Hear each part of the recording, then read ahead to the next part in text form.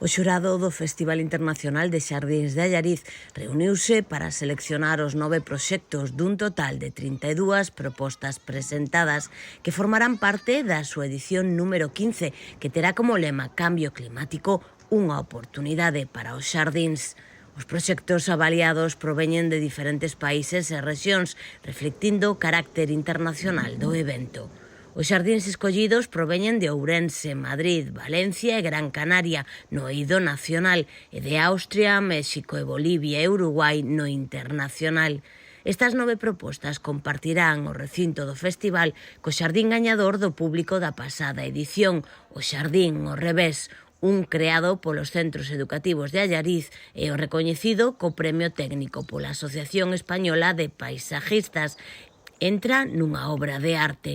A alcaldesa de Allariz, Cristina Cid, agradecía o traballo do xurado e salientaba a relevancia do festival.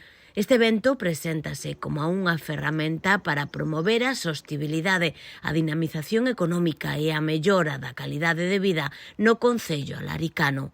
A temática deste ano invita a reflexionar sobre como os xardíns poden ser un espazo de innovación e oportunidade fronte ao cambio climático. O festival ofrece a oportunidade de mostrar o talento e a creatividade de paisaxistas de todo o mundo, mantendo foco na sostibilidade e no impacto social dos espazos verdes. O festival abre as súas portas o próximo mes de maio e estará aberto ata finais de outubro.